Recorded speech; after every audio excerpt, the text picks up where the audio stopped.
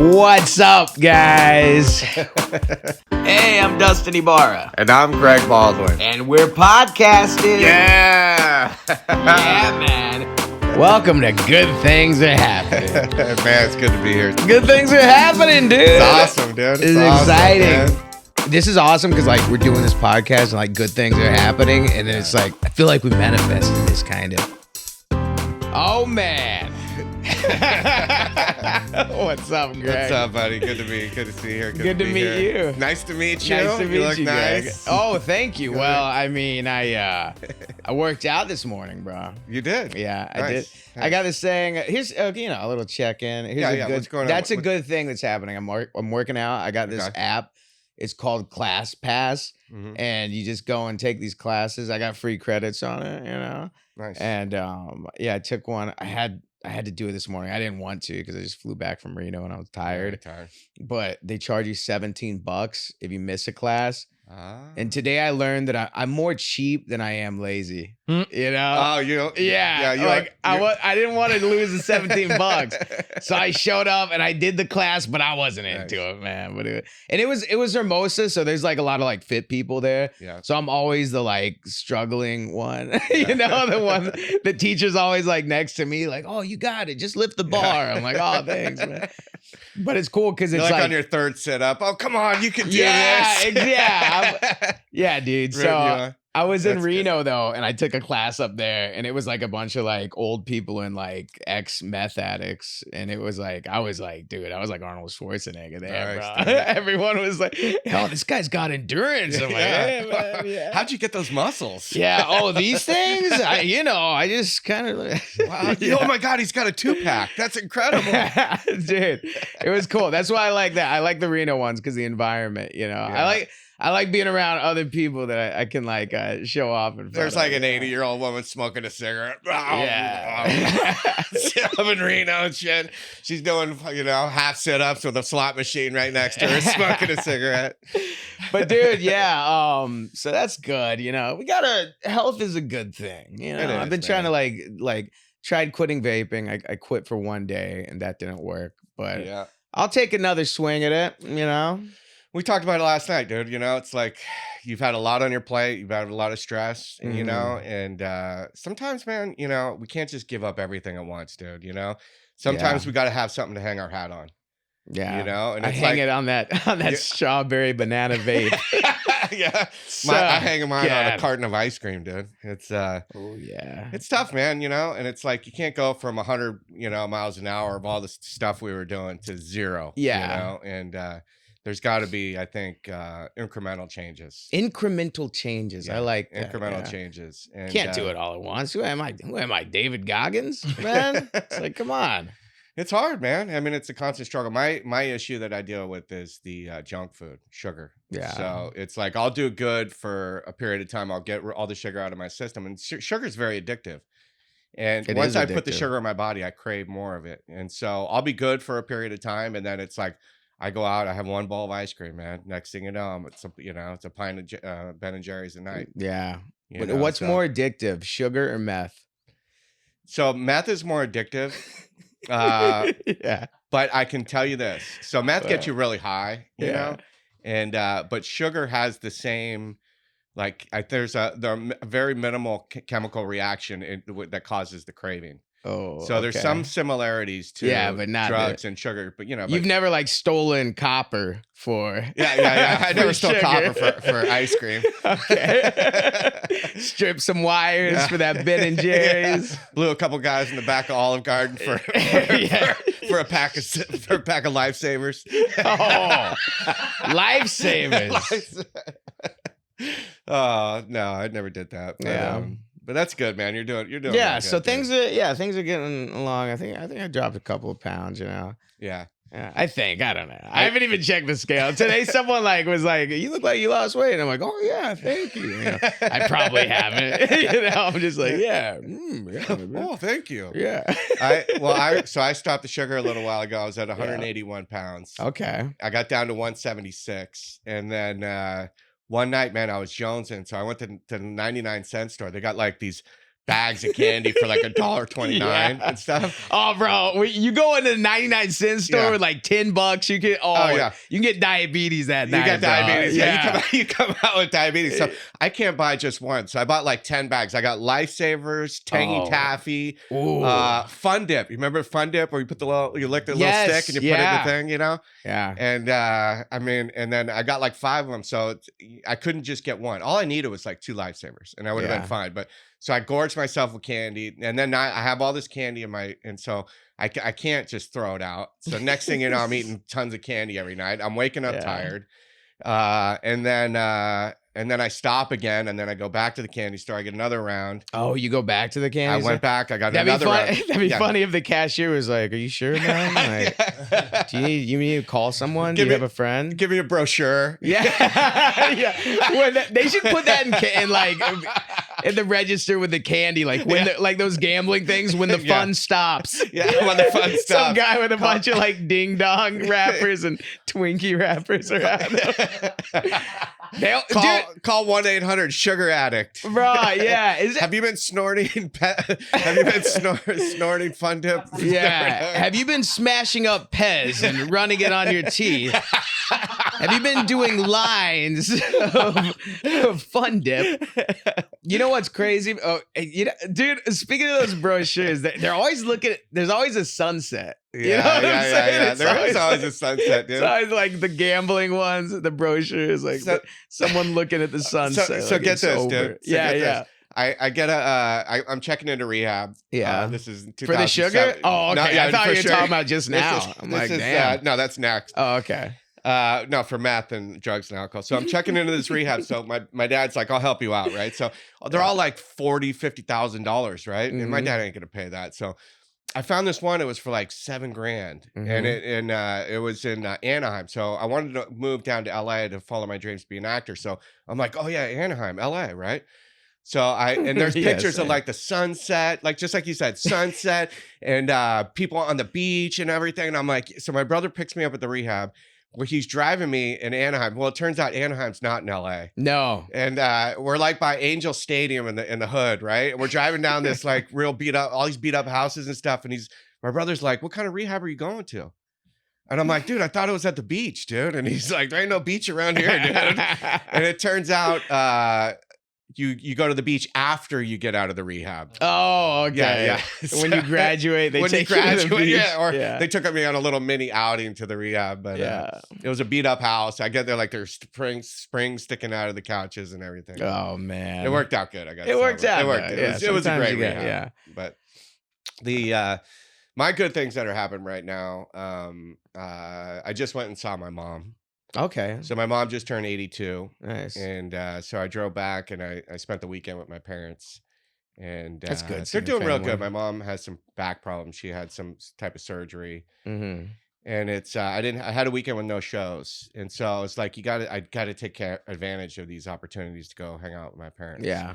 And so I went and sat around their house and it was just awesome, you know. Yeah, my parents are doing great, you know, but it's you just got to learn how to appreciate these moments that we have. Yeah. You know? It's like I spent so much time worrying about my career and the future and all these things. Me. What am I going to get? How am I going to get this? And all this and stuff. And then it's good for me to go just hang out with my parents and realize what's really important. And that's family. I love those moments right there. Yeah. I'm going to see my mom next week, man. Oh, you are? This week. Yeah. I'm nice. Pumped about it. I haven't seen her in a bit. So I'm just going to go and like hang out and like, hang out with the old mom. That's awesome. I was there last week, but what, at my mom's place? Yeah. You bastard.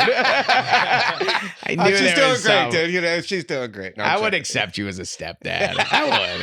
You'd be all right. I would discipline you, dude. You would discipline me, yeah. I'd give you the belt, dude. Yeah. Oh my God. You jerk, man. I'd be like, you're not my real dad. You've got a sugar addiction. I'd punish you and take away all your food, your junk food. My video games and food. Yeah, I'd take away your vape, dude. Oh no, dude.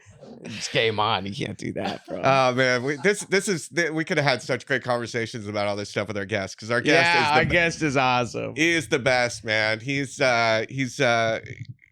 came to be known in a reality show called College College Hill, Virgin Islands in 2007. That's where his fame started. But he's done so much since, man. Every time I turn on the TV, this dude's on a commercial, man. I've never seen somebody I'm like, damn, there he is, man, on another commercial. He's killing it. He does a lot of real estate, flipping homes. He was on a TV show about that. And he's a great actor and podcaster. He's been on like CSI and Goldbergs and stuff. But most importantly, he is a former employee of DEI Worldwide. DEI, where him and I met about I don't know, 2009. 2009. What? Yeah. What's DEI Worldwide? Willie Macc. Willie Macc. Willie Macc. Yeah. Two C's. Man, that's so crazy. DEI Worldwide was like we were in people's. This is when AOL was hot. And we would go there and like do chat room marketing. So let's say you had like a movie coming out. We would be like, "Hey, what y'all doing this weekend?" And it was like, "Oh, nothing. I haven't figured it out." Like, "Oh man, there's this movie coming out, the Powerpuff Girls." What? That was one of our peoples. Yeah, Powerpuff Girls. But like, hey, Powerpuff Girls was amazing. Oh, maybe I'll do that. And we would screenshot it and show it to our bosses. And Greg was my boss. Are you serious? Yeah. I was like a manager. I was like a sales guy. Yeah. You deceitful bastards, man. I saw that movie like 10 times. Yeah. I got the Powerpuff Girls t-shirt, man. But then some of the products were like really hard to try to like craft. Yeah. Right? We had Belvita. Yeah, it was Velveeta, craft. right? And we was like, "Hey man, what you eating for dinner?" And like, why? You should try Kraft cheese with your food. Like, who is this crazy guy? Yeah. It's like a Call of Duty chat room or something. Like, man, this guy loves cheese. Man, that was an awesome kill.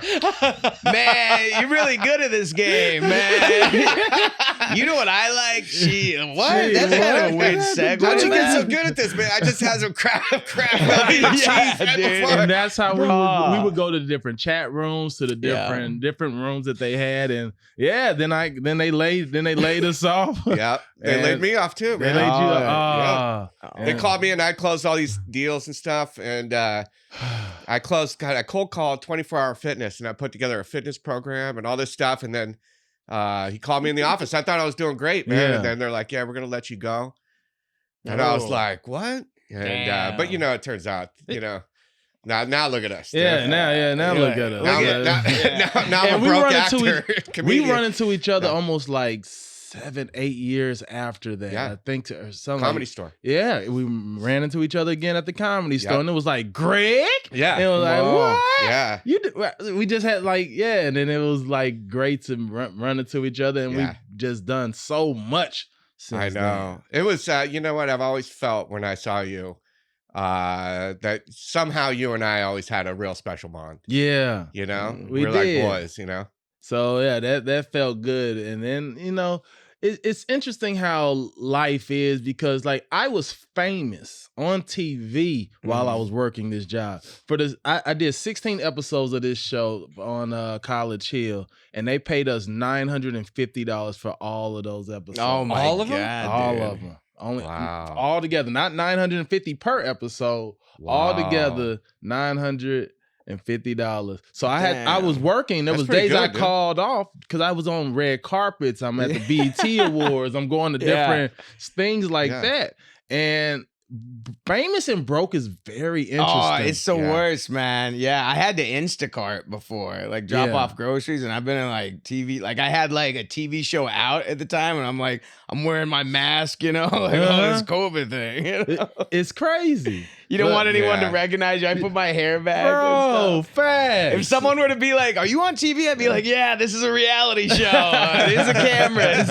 Be sure and tip." Be sure to tip. It is like and that you guys do. We perform with a lot of people, that really famous people doing stand up and stuff, and people are like, "Oh, he's doing so great, so great, man. He's killing it," but they don't know the financial struggle that entertainers have to go through to get. Oh yeah, people see you on TV and they're like, "Oh, this guy is a millionaire." You know, that's what I thought before too. I was like, "Oh yeah," Especially when you go home.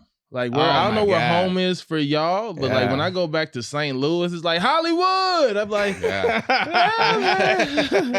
Hollywood. It's expensive. Hollywood. Yeah. If we was living in other parts of the country, it'd be the best. Yeah. Like my brother's complaining about his 2-bedroom loft in St. Louis, and he's like, "Oh, they went up on my rent. I got to pay $11.50 now." And it's a beautiful loft. It's like 1,200 square feet overlooking the Cardinal Stadium. Like it's beautiful. For 1,200. And he's like, man, because at first for him it was $975. And then it went up and he's like, oh, and I'm like, man, if I could only pay, you can't even find a homeless square out in downtown for that much. No, bro. It's everything's 2,000 plus. Easy. Yeah. No, it's crazy because you'll go back home and you'll see like someone you went to high school with and they like got a really nice car and you're like, oh, what do you do? It's like, oh, I'm a locksmith. Like, damn, dude. That's so true. I think I picked the wrong like job here, man. My brother bought a house and he does baggage at my other brother. He does baggage at Southwest. He's a baggage guy. But got him a 3-bedroom house with a basement and a deck and like a quarter-acre backyard. Yeah, just living like a king. We're out here in our fucking 1-bedroom with like 3 roommates. It's cold, no furniture. Yeah, man. I studied with this acting teacher, Howard Fine, and I studied with him for a few years. But I remember one time he said to us, he said, listen, this is a bad career decision. Yeah. You know, if you have a job where you're making good money, stick with it because entertainment and acting is a bad career decision. I was like, what is he talking about, dude? And it's like, oh, okay. But I wouldn't change it. Nope. Wouldn't change it. I would do it all again. Well, you're doing pretty well now, and Dustin's coming up big time right now. You know, I'm squeaking by. You know? But even the squeaky feels good. Like I don't want to go to a 9 to 5 and just like my brother, rain, sleet, or snow is out there throwing bags on a plane. Sure, he got in my house, but damn, it looked rough. Yeah. And I like all my brothers are doing very well, and their version of well, but I be looking at them like there's no freedom to like. I'm doing a podcast in the middle of a day on a Monday. Yeah. They can't do that. They're doing this right now. And your brother's probably looking at you like, man, poor Willie. Dude. He's out there in LA, dude, just surrounded by homeless people. I am complete. And like having to do a podcast during the day. Johnny Depp, I think it was Johnny Depp was saying like, this is just one of those industries where one day you could be serving somebody, be a waiter, and then the next day you could just buy a yacht. We're all just like one yes away from something crazy happening for us. Something crazy. Yeah. And I've seen it happen. Like a lot of my friends, like people that I started comedy with, like the Gerard Carmichaels, Brent Moore, and Ari, and just all of them. And you see how it happens. And because they are tangible for us, it makes it even more real. They're not just somebody that's on TV. We're like, wow, I wish I could meet them one day. I know them. I've seen them. Yeah. We've hung with them. Yeah. And it's like, we just know that one person in the audience could be like, huh. That's all it takes is a huh. Yeah. And dude, when I was like getting on TV and stuff for the first time, I would go back and the Dallas comics would be like, oh man, you're really inspiring, man. Cause we'll see you out there. It's like, man, if Dustin can do it, I can do it. And I'm like, hey, you know what? Fuck you, buddy. I got the X factor, bro. You might not be able to do it, dude. You inspire Slow your roll. You inspire me every day, Dustin. Like if Dustin, what? Dustin can do it? They're letting anyone into Hollywood now. It's so silly, man. Yeah, that's great, man.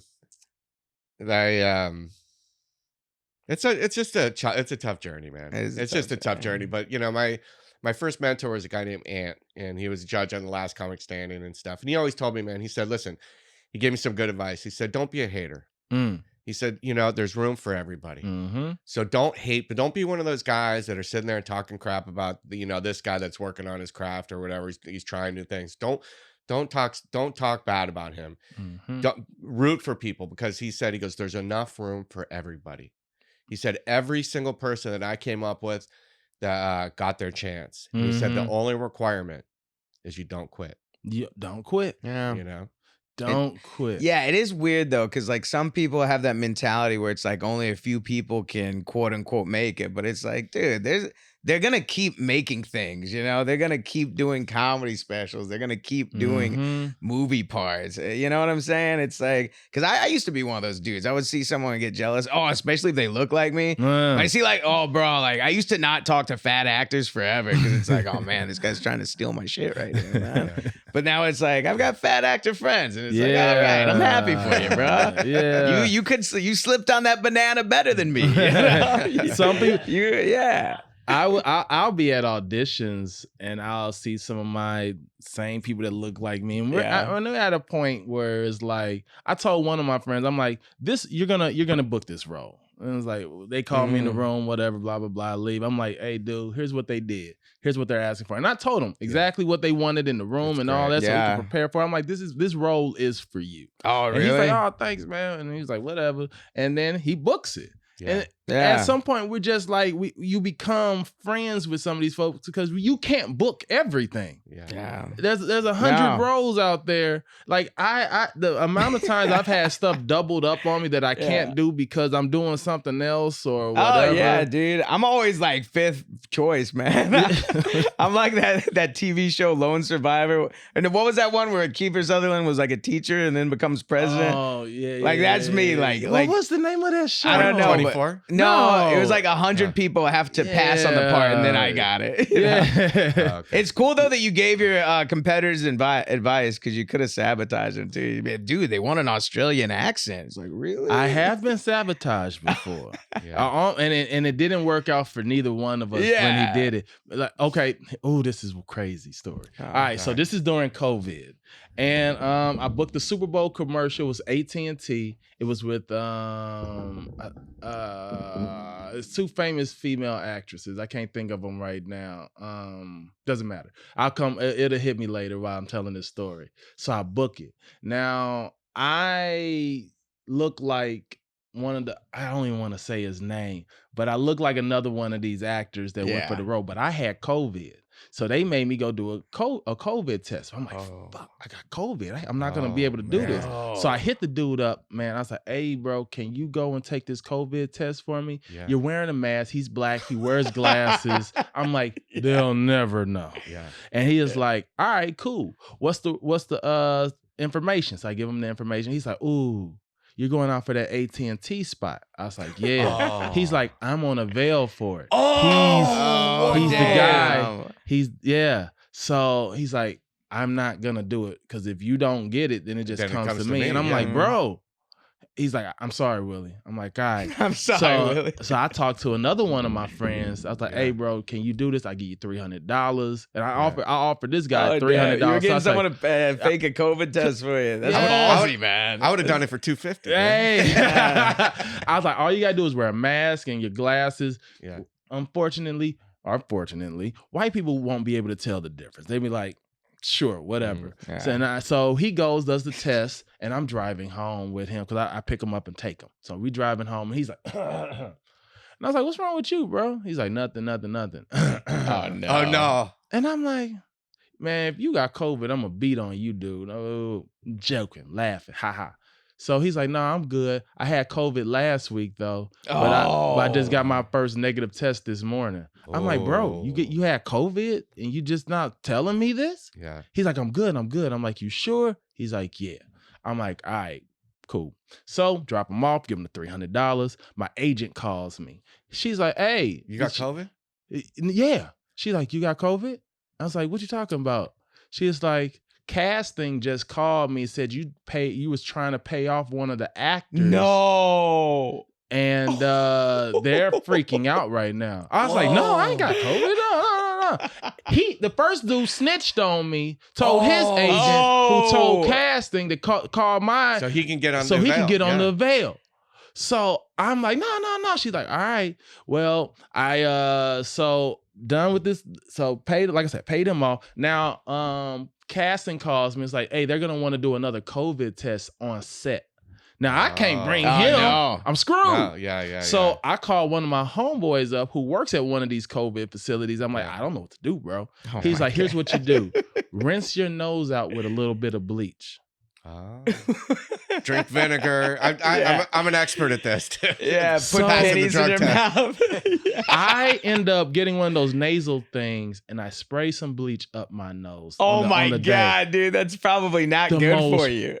Painful. My eyes are red. I'm screaming in my car, and I'm trying to keep it together because they about to do this COVID test while I'm on set. I'm like, And I got pictures because I was taking pictures of myself. Like, so I do the COVID test, and they like sit in the car. Willie, we're gonna do the test. So they go ahead, and I see all the other actors. They like, oh, come on, go to set, and I'm still sitting here.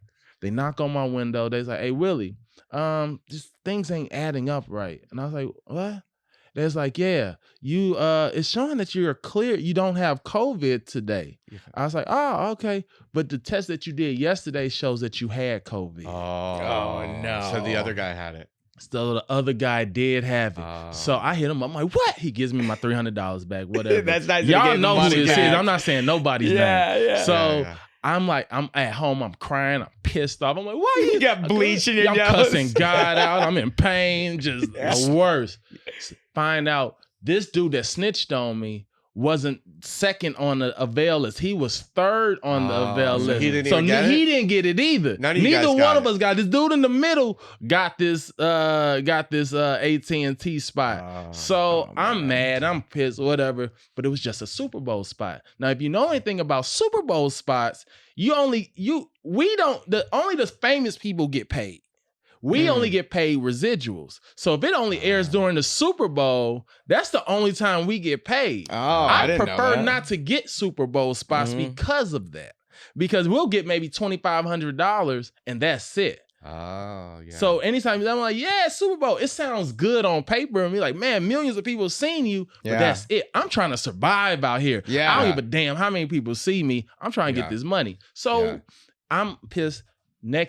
A month later, I booked a Verizon spot, made $100,000 Nice. Wow. So it all worked out. It all worked out. Yeah. That did work. Because if you booked the AT&T thing, I don't know if they would let you do the Verizon They thing. wouldn't have let me Verizon. Yeah, there's that's a conflict. Yeah, they're not cool with that. I remember, dude, when I did Gotham, they were like, you can't do any Marvel. And I'm like, okay. Wow. But it's not like I was getting an offer. It's like, oh, man, I was going to play Spider-Man next year.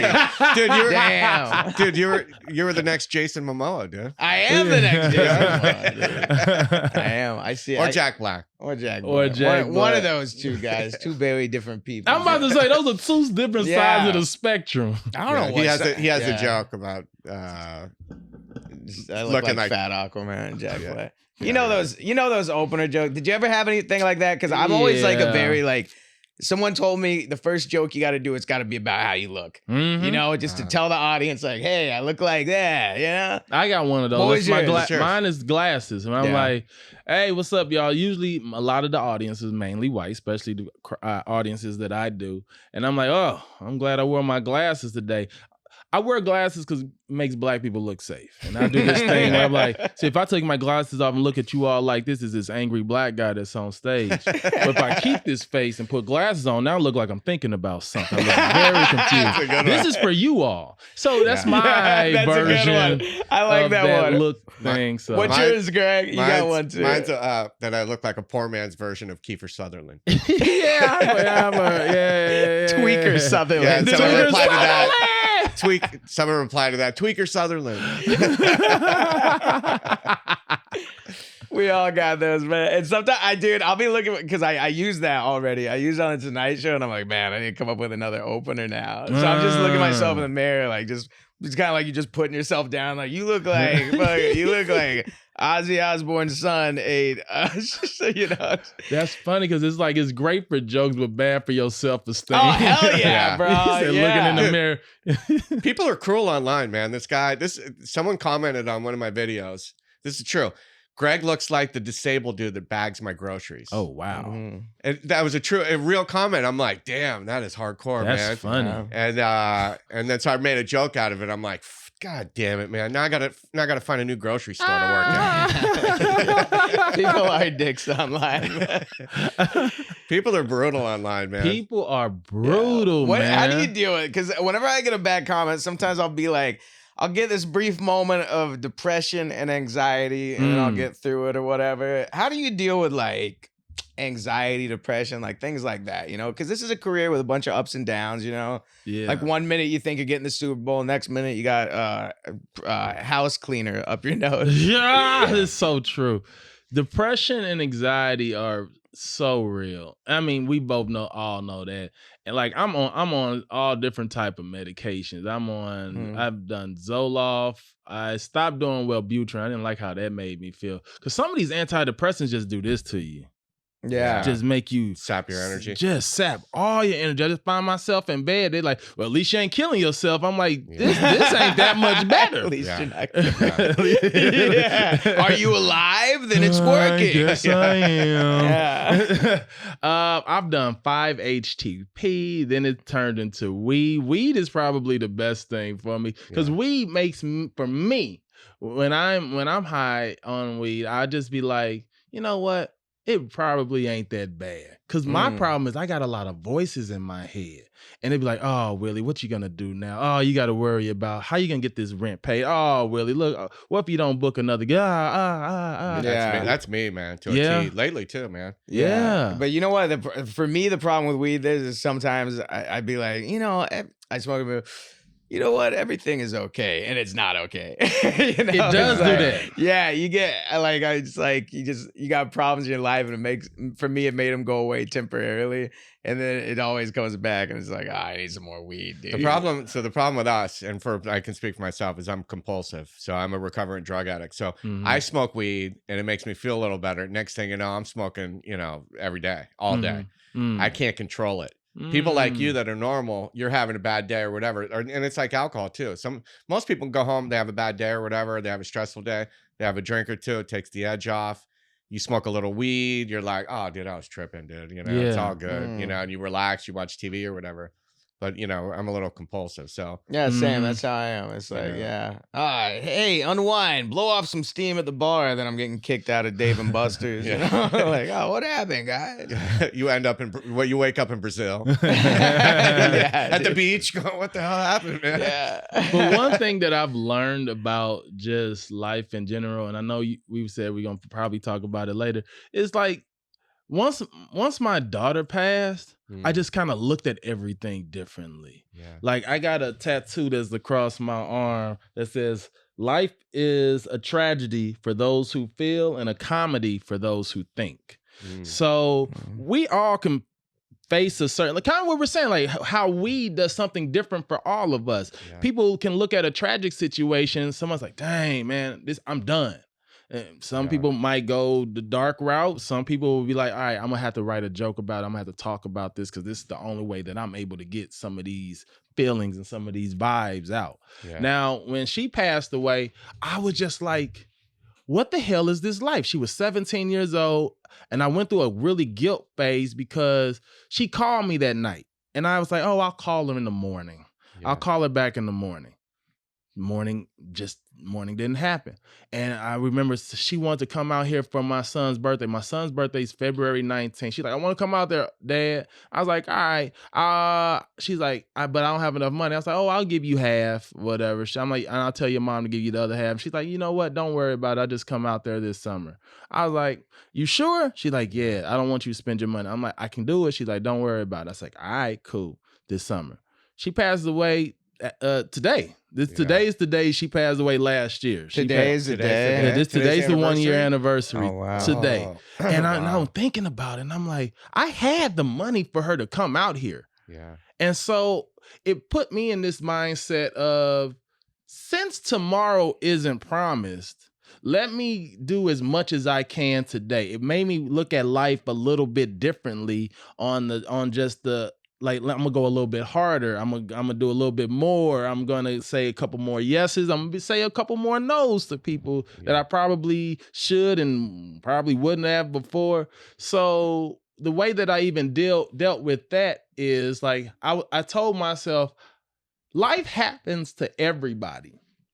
Somebody's going through something way worse. When we look at the war, when we look at some of the other things that's happening all around the world, and I was like, how dare I think life shouldn't happen to me? Yeah. How cocky, how dare I think like it shouldn't be my turn ever?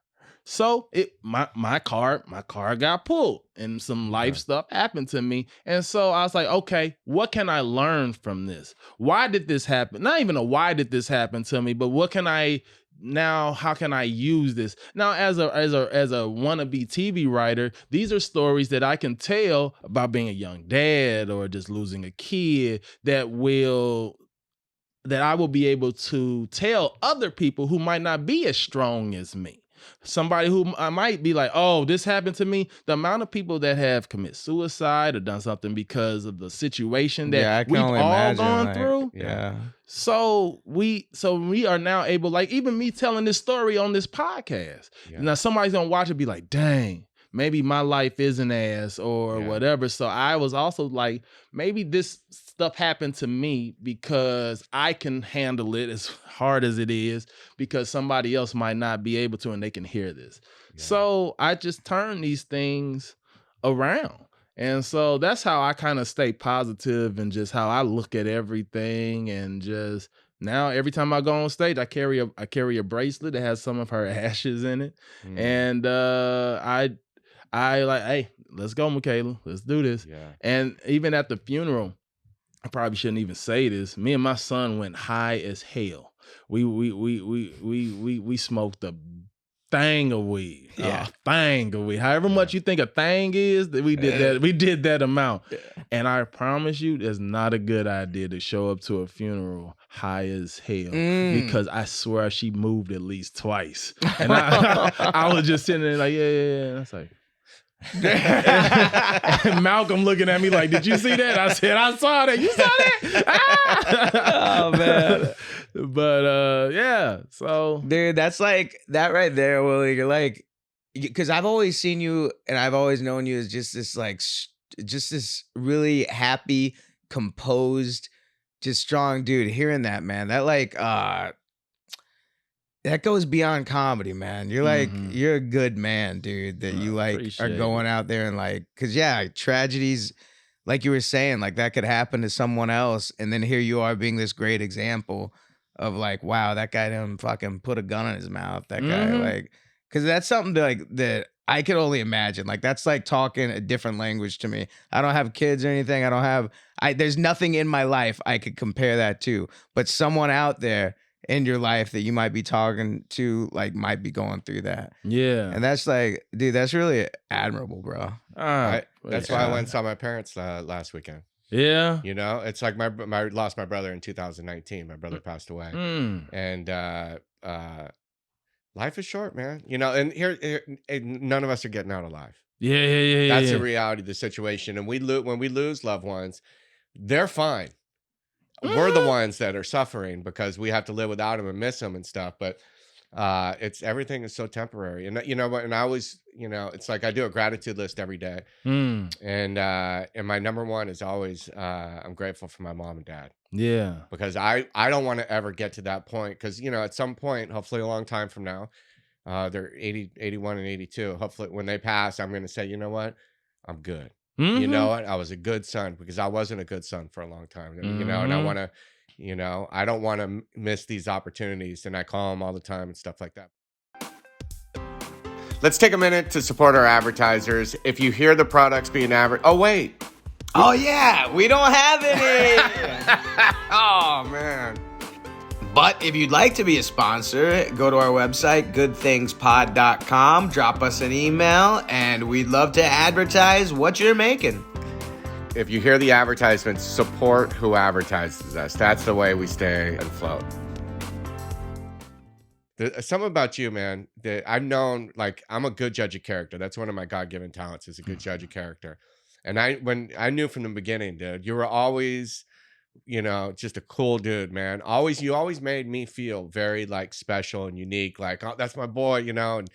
And but to hear too that, you know, that you suffer from depression and anxiety and have to be on meds and stuff, you know. Not everything you see, we you know, it's a struggle sometimes. Yeah, you can't take anything at face value. Like, you don't know what's going on there, what's happening, man. But he was always cool to you in the beginning? Always. Everybody's like, Greg, you're an awesome dude, man. Hey, you want to get some macaroni for dinner? One time Greg invited me over. You made salmon. Yeah. Oh my God.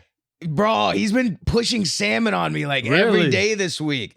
And I kind of freak out because he's like, man, I caught this salmon in Alaska. And I'm like, all right. What if it's parasites? I don't know, bro. Fish, dude. He's all you don't like fish? That's just funny. No, I love fish, but like I like fish that's like comes from the grocery store. Like, I know, and it's probably not a great way of thinking. You don't want it out of Alaska off my fishing pole, man. Because Greg had his hand all in it, and he probably held it up and took a picture. His fingernails was probably dirty. It's all in the fish. Yeah, he put in a Bud Light cooler, man. Dude, it's frozen, dude. I don't know, but it's funny that you've been pushing salmon for this long. So how often do you go up there? I've been up there like eight summers. Like I'll go up there for like 2-3 weeks. During the pandemic, I went for 2.5 months. What? Yeah. Wow. And we just fish, and it's incredible. Who do you know in Alaska? So a couple of my friends have cabins and or houses in a town called Kenai. And it's like it's like a town, there's forests everywhere, but there's a Starbucks and, Target and grocery stores and and all that stuff. But the river's right by there, and they have boats, and we just go out on the river on the boats and fish. And so I come back every summer with 100 pounds of salmon. That's wild. That's a lot of salmon. That's a lot of salmon. Yeah. I can't eat that much, so it's great. I get to feed my friends. Yeah, give me some more next time you go. I will. You're gonna eat I would it? love to. Yeah. I'm from the South, man. We're from the same people that go down there and get catfish out the with their hand, with their hand, bro. with noodling, right? Noodling, yeah. Bro, it might be a fish thing with me because I remember I grew up in Texas too, and my grandma was always like catching fish and making catfish, and I was never into it, man. Yeah. I think one time I opened it up and saw like a scale or something, and it might have just been a dream, or like, how you have kid memories where you just kind of like, oh, that happened, but it's like it didn't happen. No, I swear the catfish winked at me, talked to me. He was like, why are you doing this? Probably never happened. I had one kid memories, like, because those things happen where you think it's real, but it wasn't real. Like I had this thing, for the longest time, I had this memory that I was like on a bridge in the backseat of my mom's car, and a fighter pilot flew above me, and he gave me the thumbs up. Wow. And I remember him doing that, but then it's like, hold up. Maybe that didn't happen. But maybe it did. But dude, he's going way too fast, bro. And then what's he doing? He's like, I'm gonna fly over this bridge with this kid in there. And be, like, I wouldn't have been able to see that. Like in my mind, I see the pilot. He's like flying upside down. That's what I pictured. That's what I pictured. No way, bro. I had to have that's a made up memory, bro. Yeah. Like there's no way that happened. Yeah. Isn't there like a sonic boom too? Wouldn't that have been like? Only if they go up to whatever that speed is. They don't have to go to that speed, but yeah. Well, maybe he did that. Now you guys got me thinking. Like maybe that pilot was like, "Hey, good job, kid." I'm trying to think of a kid memory that I've had. I think I've seen a ghost before. Oh, really? Yeah. I think I was like 9 years old. I was playing with my brothers, and I remember like running up our stairs, and then like we had a bathroom that was like, maybe let's say it was on the left hand side, and we had this hallway left hand side bathroom, and as I'm running up, I saw this just white figure walking from the bathroom kind of look over at me, and I kind of just froze, and then it walked over into the other room that me and my brothers shared. And I remember running downstairs, just like, just panicked out. I didn't tell my parents or anything because they wouldn't have believed me. Who's gonna believe you? And so, and I still, to this day, dude. I still believe I seen it. I still believe it was real.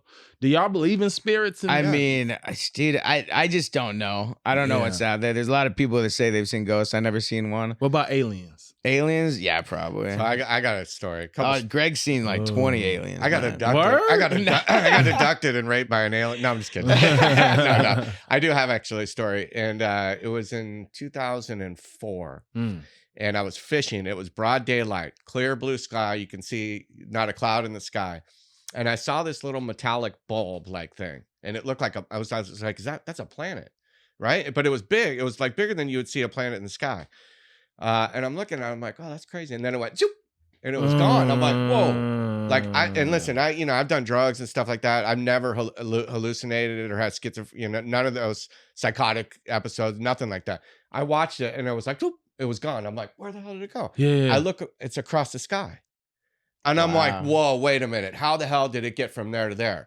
I watched this thing for 10 minutes. Yeah. Streaking across the sky. It would like, boom, it would disappear and I would see it on the other side of the sky.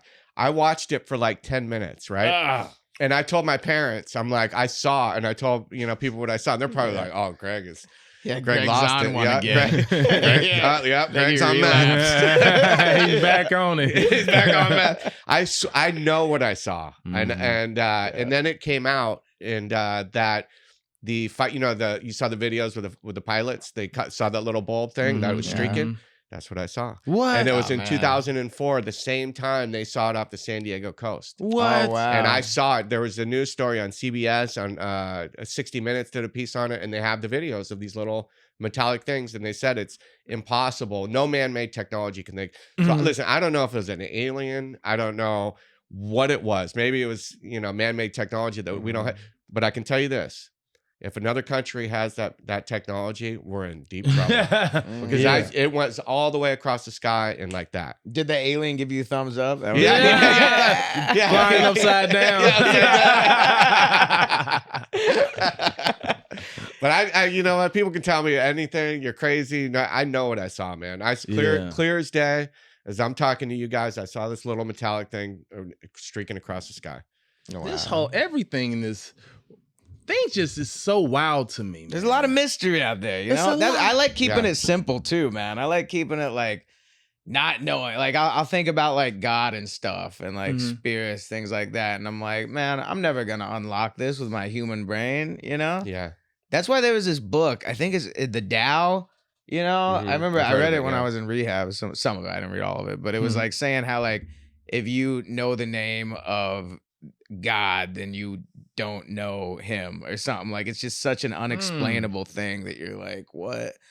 Which I mean, that was, and everyone's got their own beliefs and stuff, but that like stuck out to me how it was like, oh yeah, if I'm human and I got this human brain and then God's on this whole other level, it's probably something that I can't even like wrap my head around, Bro, I think about this stuff all the time. And sometimes I'm not even high when I think about it. Like I look at records. I'm like, someone looked at a piece of plastic. Oh, bro, how? Yeah.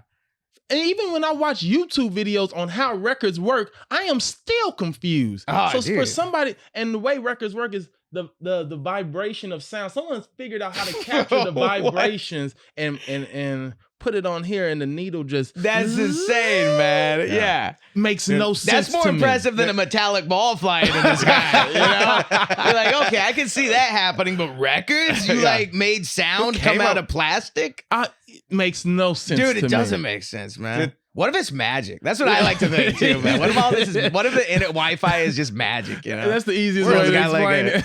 Spell. We're in the Matrix, dude. We're in something. It's a trip, dude. We're in the Matrix. There's something, and that's why, when you talk about your daughter, I talk about my brother, we talk about my parents that are, whatever. There's something going on. Yes, you know what I mean? And it's like when my cousin I was really close with, she got ovarian cancer and passed away. And I've always had a sense that she's with me and was like my angel, more so than other people that I've known. And I always felt like she was somehow involved in me getting clean. And just a sense that I felt. I had a weird experience. I was doing this podcast called Second Chances, and I had a medium on, right? And Ant, my co-host, swears by this medium, said he changed his life. And, whatever. So we had this medium on. He comes and he starts telling me, he says, look, I'll work with you, right? And he says to me, he goes, you lost somebody close to you. And I thought of my cousin, right? Who died of ovarian cancer. And he goes, I feel like something happened here. And I'm like, no. I'm like, here, she died of ovarian cancer. And then he's like, okay. And he started doing all this stuff. And then he's like, I see butterflies. I don't know why. I'm seeing butterflies. And, so after the podcast, I told Ann, I'm like, we're not airing that, dude. This dude is a quack, man. It's totally, no way we're airing this. And about a week later, I was in Alaska a little while earlier, and I had a styrofoam cooler on the lid was my name, and I threw it in the garbage, right? And about a week later, on the side of my street, not even near the garbage, it was somehow the lid had fallen off. I'm driving up and I see the lid, and I'm like, oh, I better throw that in the garbage.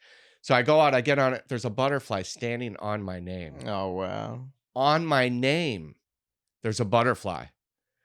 And I'm like, coincidence, miracle, I don't know. But there's been so many little things like yeah, you know, those things. Yeah, it's just like you don't know, man. I like not knowing too. You know, it's kind of like okay, mystery. We're gonna find out one day. We're gonna find out one day. Hopefully, a long time from now. Well, you guys want to do some news stories, some good news? Do some. There's good a lot of bad news, but we got some good news, Willie. What do you got? Well, okay, Greg's going to love this. Okay. Greg, guess what is coming back to the zoos? That's one of mine. That's one of mine. I knew it. Go. Pandas. Yeah. Pandas. China's giving their pandas back. Ain't that crazy? Bro, that's crazy, man. So here's the thing. That China took the pandas back. Yeah. Yes. Now they're sending them back. Yeah. You know what that means? What? Spy pandas. Spy pandas. Right? Damn. They're putting they were implanting audio devices and teaching them like taekwondo and shit like that, man. Do y'all remember why they took them? Oh. Huh? Y'all remember why they took them? Why? Because they were like the panda population is dying down over there. They're going extinct. So they started recalling all their contracts on pandas that they've loaned out to all these zoos around the world. Oh man! So I think that maybe they are even taking some of the DNA. I don't know. Damn. That's weird to take it. It is and then be like, come on, you gave us the pandas, man. Who takes pandas back? I don't know. But what happened to your panda? Oh, it got repoed. They came in the middle of the night. It's like, hey, panda, where are you? China took it, bro. I didn't keep up with my payments, so my panda got taken. So if you guys see out there, you see a panda in a building complex ruffling through some papers or something. Oh, that's funny. You know what's going on, dude. It's like a Watergate thing. They got that little headlight on. Oh shit, someone's coming. Yeah. Oh shit, it's a panda, dude. There's a panda in the Pentagon, dude. So I thought you'd be happy with that. That's a good one. I love that one. I love that one. All right, I'm gonna read you. Here's a headline for one. Even exercising once per week can help you lose weight, new study finds. Oh, that makes sense. I did it 3 times, bro. You 3 times faster. Oh shit. So I'm good. Yeah. I'm good. What do you do for your workouts? Do you go to a gym or do you jog or? No. So you know what I've been doing lately? It always changes. I used to walk to the Grove and walk a couple miles. I walk the beach. Right now, I walk the zoo. What? I got a season pass. Zoos. Yeah. And so I walk. It's 2-3 miles. I walk to the zoo. There's a few animals that I go see every time, and so I do that. And then I also got a season pass to Universal Studios, and so I'll walk up the hill to Universal.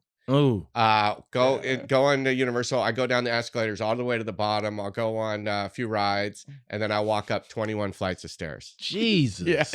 Yeah, Greg's one of those. You should go to the zoo with Greg, man. He's one of those dudes that feels like every animal has a connection with him personally. Some of them do though. Some of them do, but it's like, oh man, you see, he looked at me. It's like, oh, that's crazy. I saw a clip online where I guess this little kid monkey threw a rock at I saw that, and the mom beat him with a broom. It looked like she or a stick or something. Oh. She got a stick and just beat him. Don't you dare throw that. Yeah. Oh my! She went full black mom. What's wrong with you? Give that monkey. You gotta do that. She couldn't take away his Xbox. So she just went to the boom, boom, boom. I saw that, dude. Yeah. You got another one? What do you got? They made this restaurant with in New York with it's nothing but Italian. Is it just Italian or is it just grandmas? And just a restaurant.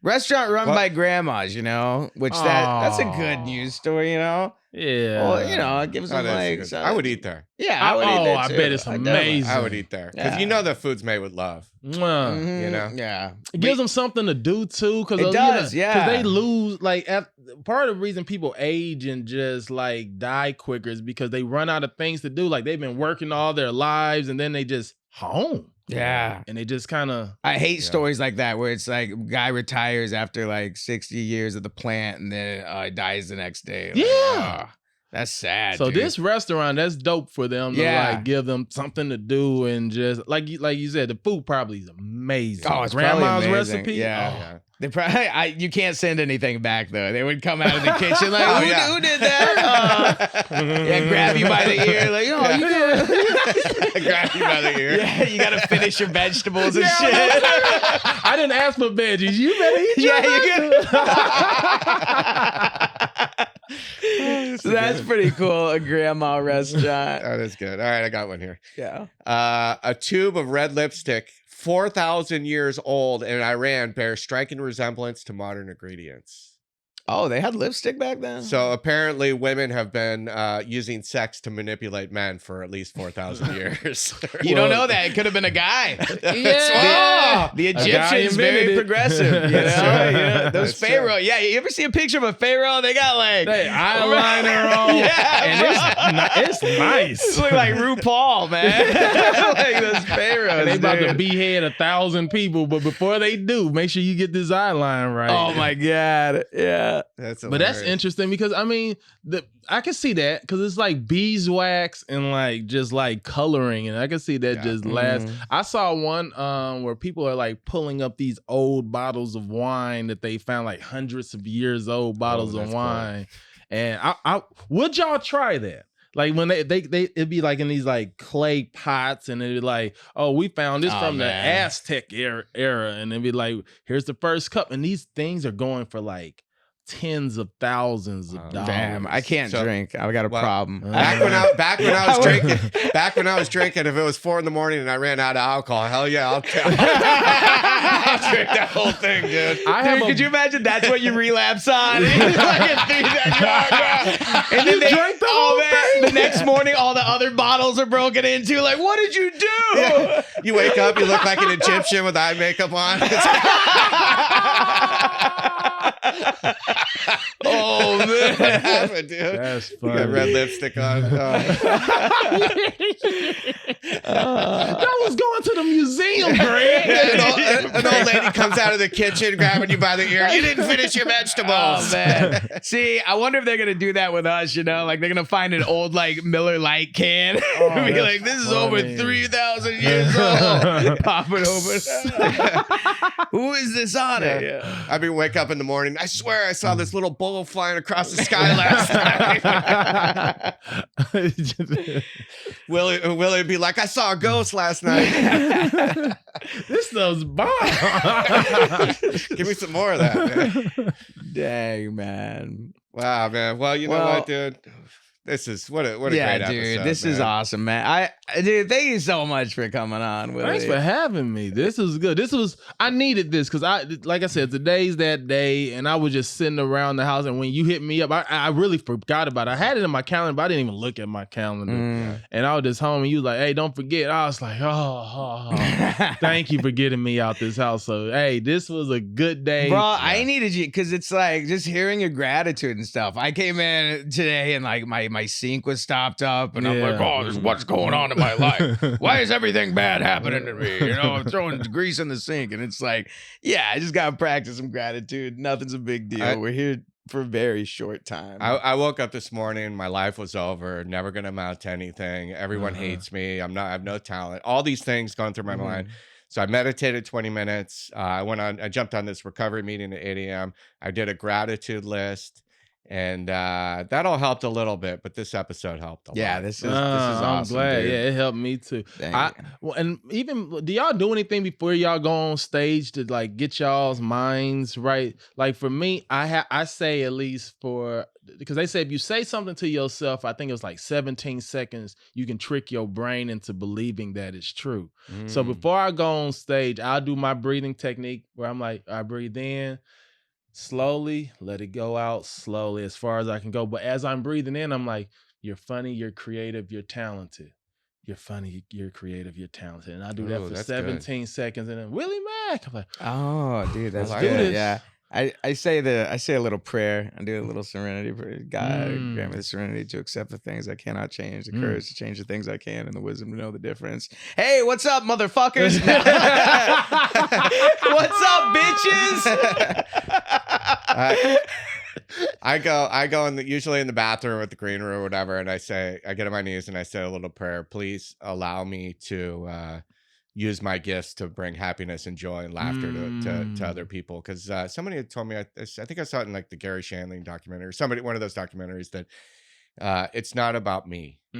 You know, me performing is not so I get laughter, so I feel great. It's about what I can give to them. You know, and so I pray, and then a lot of times I'll take 3 really deep breaths. Because a lot of times when you're nervous or you forget to breathe well. I thought you were gonna say you take 3 hits of acid. I don't know why I thought you were gonna say that. I take 3 hits of acid and I just go on stage and perform for those clowns, those aliens. Yeah, that's awesome, man. Well, thank you so much, Willie. Yeah, man. Thanks, what bro. a great Thanks episode, for having man. me. You're the best, dude. I can't wait for us to share the stage where can again. people find you at? Find me on Willie Macc on everything. WILLIEMACC. See my shows, see my content, and yeah, good things are happening. 100 million views on your comedy stuff. Yeah, baby. Yeah, not bad, dude. Not bad at all. You've done really well. I've done well. Yeah, man. That's good. Thank you, man. Dude. Thanks, bro. Peace. That was awesome. I'm Dustin Ibarra. I'm Greg Baldwin. Find us on social media and on the web at goodthingspod.com. You can also find us on Instagram and YouTube at Good Things Are Happening Podcast. We're on Patreon. Sign up because we're going to have some cool stuff on there. Like really, really, really cool stuff. So dope we can't even talk about it. Yeah. And remember, when life gets you down, good things are happening. Good things are happening. Help somebody.